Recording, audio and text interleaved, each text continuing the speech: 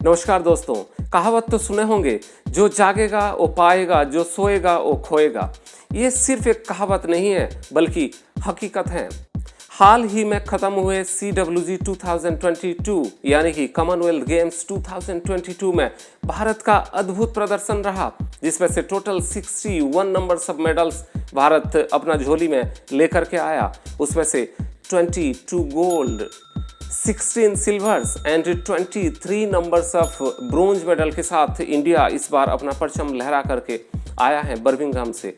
ये numbers of medals और भी ज़्यादा होते अगर उसमें इस बार शूटिंग इवेंट अगर इंक्लूड रहता, और अनफॉर्चुनेटली ये शूटिंग इवेंट इस बार CWG 2022 में था ही नहीं है। जो शूटिंग हमारा स्ट्रेंथ है, जैसे रेसलिंग हमारा स्ट्रेंथ है, उस तरह से शूटिंग भी हमारा स्ट्रेंथ है। अगर शूटिंग इस बार CWG 2022 में एक इवेंट रहता तो इंडिया का मेडल टैली लिस्ट कुछ और कहता। इस बार कॉमनवेल्थ गेम्स में महिलाओं का प्रदर्शन काफ़ी ऊंचे दर्जे का रहा, काफ़ी सराहनीय प्रदर्शन था उनका, क्योंकि टोटल 22 गोल्ड मेडल्स में से 8 मेडल्स तो महिलाओं के नाम हैं। ये 22 गोल्ड मेडल के साथ 22 बार हमारा तिरंगा विदेशी मिट्टी में ऊपर लहराया, और उसके साथ साथ 22 बार हमारा नेशनल एंथम यानी कि जन गण मन 22 बार बजा। एक भारतीय होने के नाते कितना फक्र महसूस हुआ और कितना गर्वित महसूस करते हैं हम। गेम्स एंड एथलेटिक्स में भारत का स्वर्णिम युग आ चुका है, क्योंकि भारत जाग चुका है। अचिंत्य सियोली वेस्ट बंगाल का देउलपुर विलेज का रहने वाला एक एम्ब्रॉयडरी वर्कर यानी कि एक टेलर का बेटा 73 kg कैटेगरी वेट लिफ्टिंग में इस बार भारत को गोल्ड मेडल दिलाया। 1.35 बिलियन पॉपुलेशन वाला देश, जिसका 30% पॉपुलेशन 13 से 35 साल के आयु के हैं, उनमें कैपेबिलिटीज हैं, उनमें स्ट्रेंथ है कि भारत को मेडल टैली लिस्ट में नंबर 1 पर रख सकते हैं। भारत की युवाओं में टैलेंट्स की कोई कमी नहीं है, पर जरूरत है उनको तराशने की, उनको ढूंढ निकालने की। भारत के कोने कोने से, rural areas, inaccessible areas, coastal areas से, केवल सिटीज और टाउन्स में सीमित रहने से हमारी मेडल्स की जो टारगेट है वो पूरा नहीं हो सकता है। ये सारे सक्सेस के पीछे गवर्नमेंट ऑफ इंडिया यानी कि स्पोर्ट्स अथॉरिटी ऑफ इंडिया का अहम योगदान है। पॉलिसीज को स्ट्रॉन्ग इम्प्लीमेंटेशन एंश्योर करने के लिए स्पेशल मैकेनिज्म डेवलप किया है।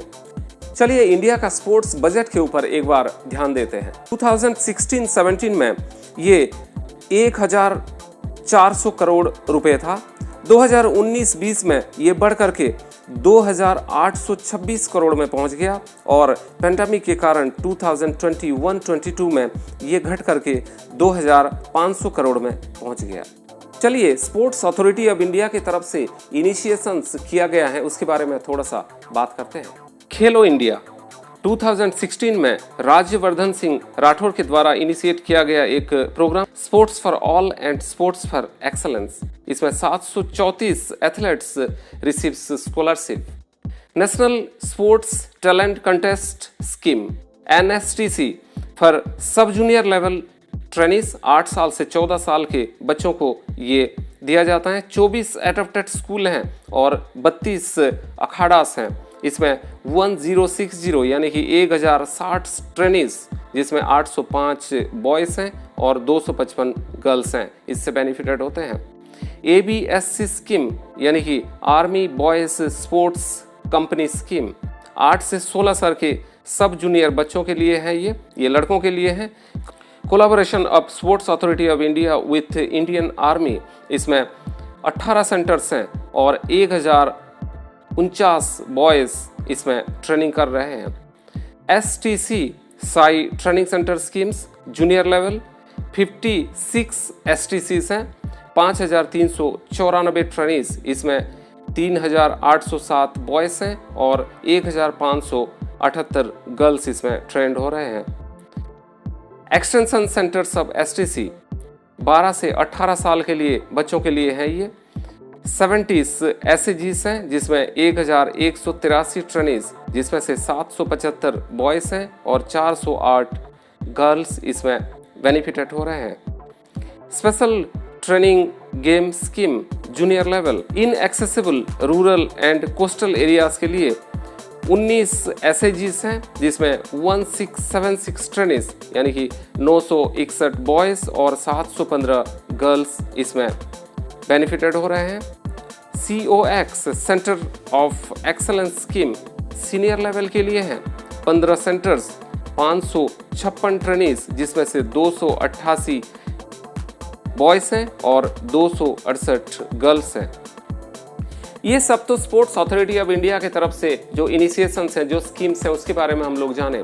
चलिए अब जानते हैं कि इंडिया का कुछ NGOs के बारे में जो स्पोर्ट्स एंड एथलेटिक्स में एक्सेलेंस के लिए अपना सब कुछ न्योछावर करने के लिए तैयार है।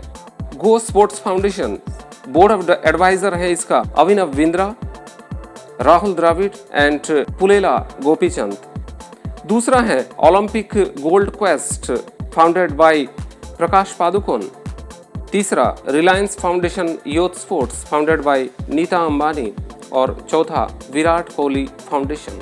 दोस्तों, पॉलिसीज बनाना हल नहीं है, पर इसको हर व्यक्ति तक पहुंचाने से और इसको स्ट्रॉन्ग इम्प्लीमेंटेशन एंश्योर करने से बदलाव लाया जा सकता है। इसको हम समझ चुके हैं।